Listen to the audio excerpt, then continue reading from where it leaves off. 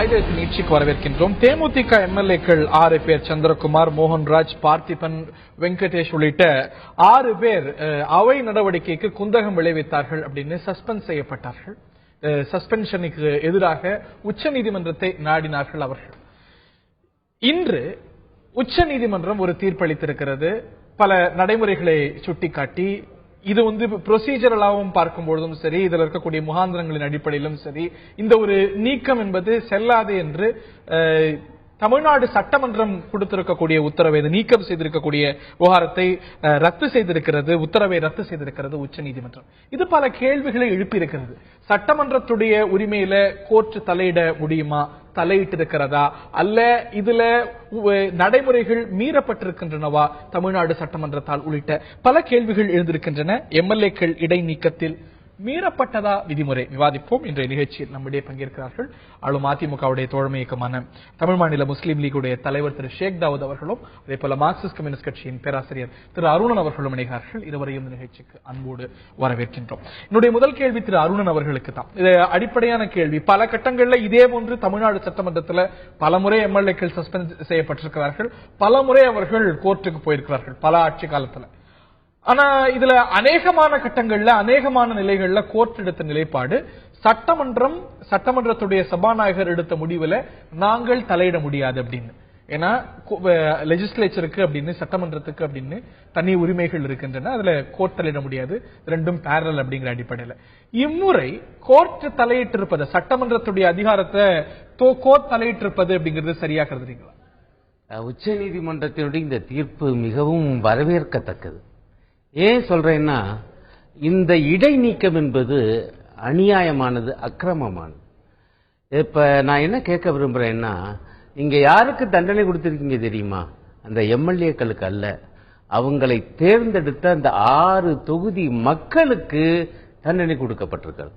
ஓராண்டு காலமாக நடைமுறையில் அவர்கள் எம்எல்ஏக்களாக இல்லாமலாக்கப்பட்டிருக்கிறார்கள். அவங்க சபைக்குள் நுழைய முடியாது என்பது மட்டுமல்ல, அவங்களுடைய சட்டமன்ற அலுவலகம் பூட்டி சீல் வைக்கப்பட்டிருக்கு. அப்ப நீங்க கேட்க வேண்டியது இந்த சட்டமன்றத்துடைய சபாநாயகர் அல்ல, இருக்கக்கூடிய சட்டத்தை. சபாநாயகர் இடைநீக்கம் செய்யலாம், அவைக்கு குந்தகம் விளைவித்தா நீக்கம் செய்யலாம் அப்படிங்கிறது இருக்கக்கூடிய விதி. இன்னும் சொல்ல போனா தொடர்ந்து தமிழ்நாட்டில் மற்ற மாநிலங்கள்ல கடைபிடித்து வரக்கூடிய மரபு. சட்டத்தில் தானே போராடப்போம். அதுவே கேள்விக்கு உட்படுத்தணுங்கிறது நான் ஏற்றுக்கொள்கிறேன். சஸ்பெண்டே செய்யக்கூடாதா? இல்ல நான் சொல்ல வர்றது என்னன்னா, நடந்திருக்கக்கூடிய ஒரு விஷயத்துக்கு எத்தகைய ஒழுங்கு நடவடிக்கை என்பது அநேகமாக இது சபாநாயகருடைய முடிவு போல இருக்கு. உரிமை குழுன்னு ஒண்ணு இருக்கு, நான் இல்லைன்னு சொல்லல. ஆனா நடைமுறையில பாத்தீங்கன்னா, சட்டமன்றம் என்பது எண்ணிக்கை அடிப்படையில் இயங்கக்கூடிய ஒன்றை தவிர நியாய அநியாய அடிப்படையில் தீர்ப்பு வழங்குவதல்ல. அதான் நடைமுறையில் இருக்கு. இப்ப ஆளுங்கட்சிக்கு பெரும்பான்மை இருக்கு சட்டமன்றத்திலும் உரிமை குழுவிலையும். அங்க ஒரு முடிவெடுத்தா, தெளிவா சொல்றேன், முதலமைச்சர் தலையசைச்சா அது உடனே அவங்களுக்கு தண்டனை தருகிற ஒரு தீர்ப்பாக மாறி போகுது. அதான் நடந்திருக்கு. நாங்க ஆரம்பத்தில் மார்க்சிஸ்ட் கம்யூனிஸ்ட் கட்சியை பொறுத்தவரையில இப்படிப்பட்ட தண்டனையை தரக்கூடாது இந்த 6 பேருக்கும் என்று நாங்க வலியுறுத்துகிறோம். சபையில வலியுறுத்துகிறோம், உரிமை குழுவில் வலியுறுத்துகிறோம். அதே போல பல எதிர்கட்சிகள் அவங்க எதையும் மதிக்கல. தண்டனை தானே, அதுதானே விதி, அதுதானே சட்டம். இல்ல, அந்த விதியை பயன்படுத்தணுங்கிற கட்டாயம் ஒண்ணு கிடையாது. அந்த அத்தகைய விதிகள் இருக்கா என்பதை விவாதம் நடத்தணுங்கிறேன் நான் அதுக்கு பிறகு வர்றேன். ஏன்னா அப்படி நாடாளுமன்றத்தில் இருக்க, அங்க அப்படி செய்யப்படுகிறதா, இங்க சர்வ சாதாரணமாக செய்யப்படுகிறது, அங்க மிக மிக அபூர்வமாக செய்யப்படுகிறது என்றெல்லாம் நிச்சயமாக இன்றைக்கு பொது வழியில் விவாதிக்கப்பட வேண்டிய விஷயம். இந்த குறிப்பிட்ட விவகாரத்தை பொறுத்தவரை நீங்க பாத்தீங்கன்னா, அந்த 6 பேருக்கு இந்த கடுமையான தண்டனை தரப்பட்டு, முதல்ல அந்த கூட்டத்தொடர் முழுக்க அவர்கள் வர முடியாது. கடைசியில் ஓராண்டு காலமாக போன பிப்ரவரியிலிருந்து இந்த பிப்ரவரி வரை அவர்கள் நடைமுறையில் எம்எல்ஏக்களாக செயல்பட முடியாது. அவங்களுடைய படி எல்லாமே நிறுத்தப்பட்டிருக்கு. இந்த ஒன்ன மட்டும் பிடிச்சிருக்கேன். இந்த தீர்ப்புல இன்னொரு முக்கியமான அம்சம் தான் எனக்கு ரொம்பவும் வேதனை தந்தது. இந்த நம்முடைய சபாநாயகருக்கு உண்மையிலே அந்த பதவிக்கு தரப்பட்ட ஒரு இழுக்கு போல நினைக்க. அவங்க என்ன சொல்றாங்கன்னா, நீங்க உங்களுக்கு விதி இருக்குது, தண்டனை கொடுக்கிறீங்க. ஆனால் அதற்கான உரிய வழிமுறைகளை நீங்கள் கடைபிடிக்கல. இன்னும் என்ன தெரியுமா இவங்க கேட்கறாங்க, நீங்க அந்த டேப்பை எங்களுக்கு கொடுங்க, நாங்களும் பார்க்கணுங்கிறாங்க. இல்ல முடிக்கிறேன். அடுத்த பாயிண்ட் என்னன்னா, எங்க தரப்பு நியாயத்தை கேளுங்கன்னு. இந்த 6 எம்எல்ஏக்களுடைய தரப்பு நியாயம் கேட்கப்படாமலேயே தண்டனை தரப்பட்டிருக்கு. இது அடிப்படை உரிமைக்கு விரோதம் தீர்ப்பு சொல்லியிருக்கீங்க. 6 பேருடைய தரப்பை கேளுங்க, இதுல விதிகள் பின்பற்றப்பட்டதா, இதெல்லாம் கோர்ட் அணுகுது. சரி, ஆனா அந்த புட்டேஜ பார்ப்பது, இதையெல்லாம் அந்த ஒரு குழுவும் சபாநாயகரும் எடுக்க வேண்டிய ஒரு முடிவு. அந்த இடத்துல லெஜிஸ்லேச்சரோட டொமைன்ல சட்டமன்றத்துடைய உரிமைக்குள்ள கோர்ட் தலையிடுதா அப்படிங்கிற கேள்வி. இல்ல, சட்டமன்றம் என்ன சொல்லுது, தவறு இல்ல தவறு நடந்திருந்தால் இத்தகைய தண்டனை, தவறு நடந்திருக்கா என்று ஒழுங்காக முறைப்படி விசாரணை நடத்தி உறுதிப்படுத்தணும்ல. அதற்கு உறுதிப்படுத்துங்கன்னு கேட்கலாம். சட்டமன்றமும் அதனுடைய குழுவும் சபாநாயகரும் செய்ய வேண்டிய வேலையை செய்ய முடியும். இல்ல, அதுதான் இங்க உள்ள சிக்கல். நான் அதான் கேட்கிறேன், சட்டமன்றம் நீதிமன்றமா மாற முடியுமான்னு எனக்கு என்ன கேள்வி இருக்குன்னா, இது எண்ணிக்கை அடிப்படையில் முடிவு பண்றாங்க. அவங்களுக்கு பெரும்பான்மை இருக்குங்க, பெரும்பான்மை அடிப்படையில் முடிவு பண்றாங்க. சட்டம் வடிவமைக்கப்பட்டது, அதுவே வாத்துக்குரிய விஷயம். அதனாலதான் இப்ப நீதிமன்றம் தலையிடுது. நீதிமன்றம் என்ன சொல்லுது, உங்க சட்ட விதியை இருக்கக்கூடிய சட்டம் ஏற்றுக்கொள்ளப்படக்கூடிய விஷயங்களின் அடிப்படையில் தான் இன்டர்பிரட் பண்றதுதான் கோர்ட்டுடைய விஷயமே தவிர, கோர்ட்டுடைய உரிமையை தவிர, சட்டமன்றம் எடுக்க வேண்டிய முடிவுகளை, சட்டமன்றத்துக்கு கொடுத்திருக்கக்கூடிய உரிமைகளை கோர்ட் எடுத்துக்க வியாக்கியானப்படுத்துவது மட்டுமல்ல, அவங்க 2 விஷயத்தை சுட்டி காண்பிச்சு, நீங்க உருவாக்கிய அந்த ப்ரொசீஜர் இருக்கு, அந்த வழிமுறைகள், அதை நீங்க கடைபிடிச்சீங்களான்னு கேக்குறாங்க. இந்த வாரத்துல சட்டமன்றம் சார்பா தமிழ்நாடு தரப்புல வைக்கப்பட்டிருக்கக்கூடிய வாதம் என்னன்னா, இது கோர்ட் சட்டமன்றத்துடைய டொமைன்குள்ள தலையிட முடியாது, இது சட்டமன்றத்துடைய உரிமை, குழுக்களுடைய உரிமை, சபாநாயகருடைய உரிமை அப்படின்னு. இது சரியான வாதம் நீங்க கருதுறீங்க இல்லையா? அதாவது நான் முதல்ல நம்ம பேராசிரியர் அருணனுடைய அந்த நிலையிலிருந்து ஒரு மாறுபடுறேன். நீங்க சொன்ன கருத்து தான். நம்ம ஜனநாயகத்தை மதிக்கிறோமா இல்லையா? ஜனநாயகத்தை மதிக்கிறோம். இப்ப ஜனநாயகத்தை மதிக்கிறோங்கும் போது ஜனநாயக மரபுப்படி முதல்வராக சபாநாயகராக அவங்களெல்லாம் தேர்ந்தெடுக்கப்பட்டு சபாநாயகருடைய கட்டுப்பாட்டுக்கு நம்ம எல்லாம், அதுக்கு பேர் தான், அதாவது அந்த மெஜாரிட்டி இருக்கிறதுனாலதான் அவங்க அதை செய்யறாங்கிறது ஒரு பேராசிரியருடைய குற்றச்சாட்டா இருக்கு. அப்ப அந்த பெரும்பான்மை இருக்கிறதுனாலதான் ஆட்சி அதிகாரத்துக்கு வர்றாங்க, எல்லாமே பண்றாங்க, அதை நம்ம ஏத்துக்கிறோம். அப்ப இதுல என்னன்னா, நம்பர் தான் உங்களுடைய ஜனநாயகம். யாரு மக்கள் அதிகமாக யாருக்கு வாக்களித்திருக்கிறார்களோ அவர்கள் தான் ஜனநாயகத்தினுடைய ஆணிவேராக இருந்து எல்லாத்தையும் நடத்துறாங்க, அவங்க செயல்படுறாங்க, அவங்களுடைய செயல்பாடு ஆமா ஆமா. அப்ப இதுக்கு முன்னால நீங்க போனீங்கன்னு சொன்னா, எனக்கு ஞாபகம் இருக்கிறது சரியாக இருந்தால் நான் மக்களுக்காக சொல்றேன். அதாவது புரட்சித் தலைவர், முன்னாள் முதல்வர் புரட்சித் தலைவர் எம்ஜிஆர் அவர்களுடைய காலத்து முன்னால வரைக்கும் இதை பொதுப்பணித்துறை தான் பாத்துக்கிட்டு இருந்தாங்க, தனி செயலகமே கிடையாது. அதாவது அந்த சட்டசபைக்கு செயலகம் இருக்கே, அதுக்கு தனி செயலகமே கிடையாது, பொதுப்பணித்துறை தான் பார்த்துக்கிட்டு இருந்தது. அந்த நேரத்தில் மரியாதைக்குரிய முன்னாள் சபாநாயகர் PH பாண்டியன் அவர்களும் புரட்சித் தலைவர் எம்ஜிஆர் அவர்களும் இதை கலந்து பேசி தனியாக இதுக்கு செயலகம் வேணுண்டு செயலகம் கொண்டு வரப்பட்டு தனியான முறையில் இந்த செயல்பாடு சட்டத்தில் இது இருக்கு, இந்தபடிதான் செயல்படணும். வானளாவிய அதிகாரம் சபாநாயகருக்கு இருக்கு, வானளாவிய அதிகாரம் இருக்கு, கோர்ட்டு தலையிட முடியாது அப்படிங்கறத அவர் அந்த காலகட்டத்தில் சொல்லி இருக்கிறதா? ஆட்சியில் இருக்கும்போது மட்டும் இல்ல இல்ல இல்ல, எல்லா காலகட்டத்திலும் சபாநாயகரா வர்றவங்களுக்கு நீங்க அதை தெரியும், நம்ம பேசுறது கோர்ட்டு தலையிட முடியாது அப்படிங்கறத சொல்லியிருக்காரு. AK போஸ் அப்படிங்கிற அதிமுக சட்டமன்ற உறுப்பினர் அவரும் சஸ்பெண்ட் செய்யப்படுறார். திமுக ஆட்சி காலத்துல நீங்க எதிர்கட்சி நிறைய பேர் சஸ்பெண்ட் செய்யப்பட்டிருக்காங்க.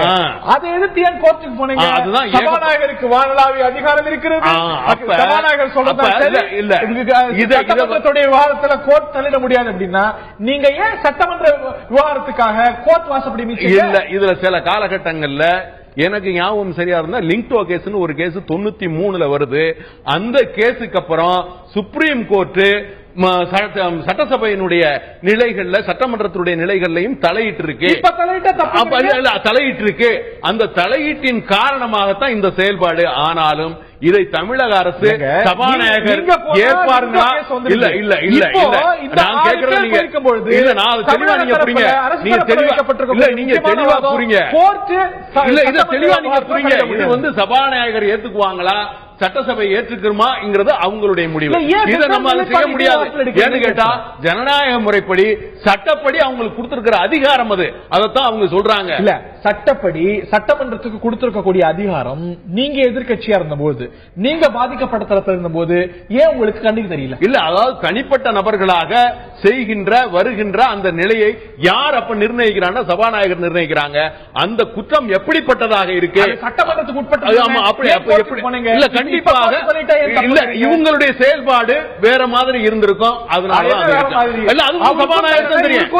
சபாநாயகருக்கு தான் தெரியும். இல்ல, அதுதான் சபாநாயகருக்கு தெரியும். சபாநாயகர் தான் இதனுடைய முழு உரிமை எடுக்கிறாங்க. அப்ப அவங்க தான் இந்த செயல்பாட்டை பண்றாங்க. கட்சியா இருந்தா ஒரு நிலைப்பாடுங்க, எதிர்கட்சியாக அதே கட்சி மாறினா வேற ஒரு நிலைப்பாடு. இப்படித்தான் அங்க இருக்குது திமுகவும் அதிமுகவும். நான் என்ன அடிப்படையா கேட்க விரும்புறேன்னா, பெரும்பான்மையை மதிக்கிறோம்ங்க. பெரும்பான்மை அடிப்படையில் ஒரு ஆட்சி உருவாக்கணும். அதுதான் நம்முடைய சட்டமன்ற நாடாளுமன்ற ஜனநாயகம். அதை நாங்கள் மதிக்கிறோம், ஏற்கிறோம். அதுல ஒன்றும் பிரச்சனை இல்லை. ஆனால் மக்களால் தேர்ந்தெடுக்கப்பட்ட ஒரு எம்எல்ஏ எண்ணிக்கையை வைத்து தண்டிக்கும் பொழுது மிகுந்த எச்சரிக்கையாக இருக்க வேண்டும். ஆகவேதான் நீங்க சில வழிமுறைகளை உருவாக்கி இருக்கீங்க. அந்த தரப்பு நியாயத்தை கேட்க வேண்டும் என்ற அந்த வழிமுறையில் ஒன்று, அதுவே நடத்தப்படவில்லை என்று உச்ச நீதிமன்றம் சொல்லி தலையில் குட்டுகிற ஒரு அவலம் இன்றைக்கு தமிழகத்துக்கு ஏற்பட்டிருக்கிறதா இல்லையா? இதே போன்ற விவகாரம் நான் ஏற்கனவே குறிப்பிட்ட விவகாரம் தான். ஏகே போஸ் நீக்க சஸ்பெண்ட் உள்ளிட்ட பல்வேறு விவகாரங்கள்ல இது போன்ற அவருக்கும் பாத்தீங்கன்னா ஒரு செஷனை தாண்டி அடுத்த செஷன்ல 10 நாள் வரைக்கும் கலந்துக்க முடியாத ஒரு சூழ்நிலை. அப்படியெல்லாம் இருக்க முடியாதுன்னு இன்னைக்கு கோர்ட் சொல்லுது. இது போன்ற விவகாரங்கள், விஜயகாந்தோட மீது நடவடிக்கை, இந்த மாதிரி பல விவகாரங்களுக்கு கோர்ட்டுக்கு போன போது கோர்ட் எடுத்த நிலைப்பாடு நாங்க இதுல தலையிட முடியாது, இது சபாநாயகர் முடிவு எடுத்திருக்கிறார், இது சட்டமன்றத்தோட நிலைப்பாடு அப்படின்னு. அப்போ ஒரு மாதிரி நிலைப்பாடு. இன்னைக்கு நாங்க தலையிடுவோம், நாங்க வீடியோ கிளிப்பிங்க பார்ப்போம், சட்டமன்ற அணுகிய பிறக்கும் மெரிட்ஸுக்குள்ள போவோம் அப்படிங்கும்போது இது இருவேறு நிலைப்பாடு சரியா? என்ன நிலைப்பாடு சரி? இல்ல, இப்ப உச்ச நீதிமன்றமே என்னுடைய கணிப்பு பொறுத்து பார்த்து சட்டமன்ற விவகாரத்துக்குள் நாங்கள் தலையிடக்கூடாது என்பது போல இருந்து, இல்ல நான் முடிச்சிடறேன். ஆனா என்ன சிக்கல்னா, இந்த சபாநாயகர் அல்லது சட்டமன்றம் உருவாக்கிய விதிமுறைகளை சபாநாயகர் அல்லது சட்டமன்றமே மீறுகிற நிலைமையை பார்த்த பிறகுதான் இப்ப உச்ச நீதிமன்றம் தலையிடுகிறது என்று நான் பார்க்கிறேன். பதம் எனக்கு புரியல. கோர்ட்டுடைய பணி தனக்கு சட்டம் வழங்கி இருக்கக்கூடிய அதிகாரத்தின் அடிப்படையில் இது கொடுக்கிறது. ஒரு திடீர்னு பொறுத்து பார்ப்போம், ஒரு கேஸ்ல பொறுத்து பார்ப்போம், இன்னொரு கேஸ்ல நாங்க தலையிடுவோம் அப்படின்னா how can you take a different position? விஷயம் அவ்வளவு மோசமா இருக்கு இந்த கேஸ்ல.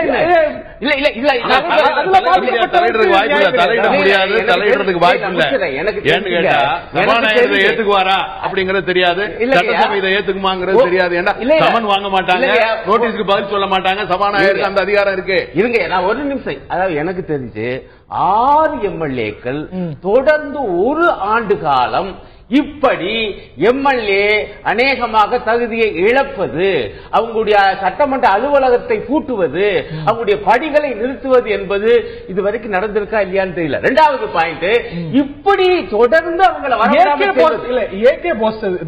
நடந்துச்சா?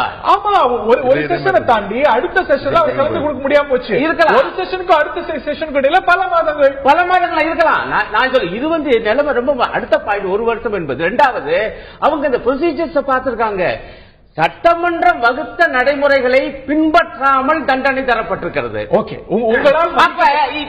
அப்ப யாரு தாங்க தலையிட்டு இது தப்புன்னு சொல்றதுக்கு?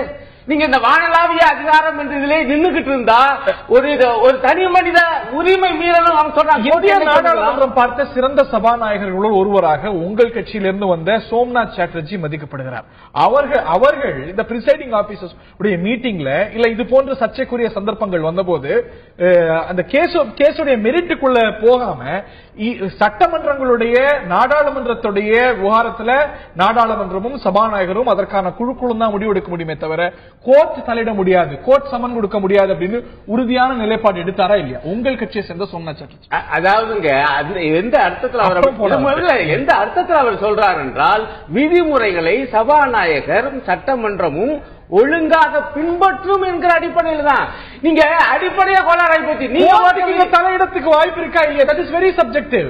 தலையிட முடியும் என்று உச்ச நீதிமன்றம் சோம்நாத் சாட்டர்ஜி சோமநாத் சாட்டி சொல்லிருக்கலாமுங்க. ஆனா இன்றைக்கு உச்ச நீதிமன்றம் சொல்லியிருக்கு. காரணம் வந்து என்னன்னா, தமிழக சட்டமன்றம் அவ்வளவு மோசமாக நடந்து கொண்டிருக்கிறது சபாநாயகர் அலுவலகம்.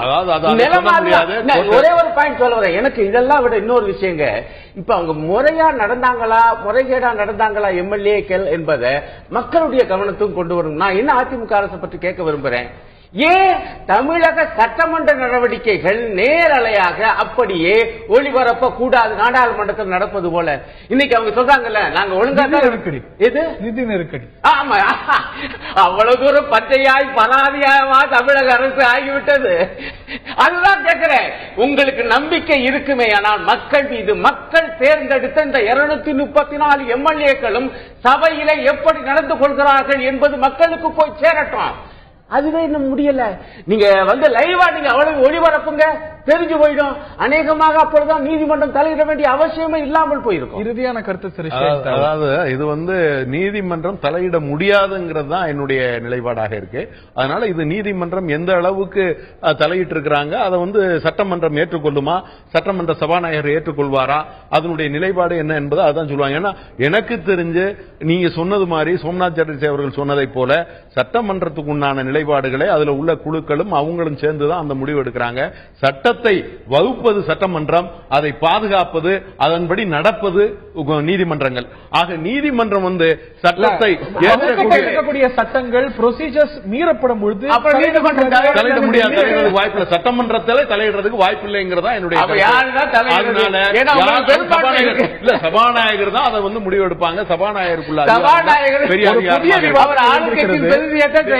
புதிய கோர்ட் வந்து தலையிட கூடுமா கூடாதா, அதுக்கான உரிமை இருக்கிறதா இல்லையா, இது வந்து தொடர்ந்து இது ஒரு புதிய கேள்வி அல்ல, புதிய சர்ச்சையும் அல்ல. பல கட்டங்கள்ல நாம் பார்த்த சர்ச்சை. சில கட்டங்கள்ல நாங்கள் தலையிட முடியாது, சட்டமன்றத்துடைய நடவடிக்கையில நாங்கள் அதனது உரிமையில போக முடியாதுன்னு கோர்ட் நிலைப்பாடு எடுத்த தருணங்களும் உண்டு. இது போன்று உத்தரவுகள் பிறப்பித்த தருணங்களும் உண்டு. இது ஒரு நீண்ட விவாதம். இது ஒரு தர்ம சங்கடத்தை இல்ல ஒரு பின்னடைவை அரசுக்கு ஏற்படுத்தி இருக்கிறதா, சட்டமன்றத்துக்கு ஏற்படுத்தி இருக்கிறதா உள்ளிட்ட கேள்விகளும் எழுந்திருக்கின்றன. பரபரப்பை ஏற்படுத்தியிருக்கிறது 6 சட்டமன்ற தேமுதிக உறுப்பினர்களுடைய நீக்கம், இந்த ஒரு சஸ்பென்ஷன் ரத்து செய்யப்பட்ட விவகாரம். பார்ப்போம் அரசியல் அரங்கத்தில் என்ன தாக்கத்தை ஏற்படுத்தப்படுகிறது. நிகழ்ச்சியில் பங்கு பெற்ற விருந்தினர்கள் இருவருக்கும், பார்த்த நேயர்களுக்கும் நன்றி. வணக்கம்.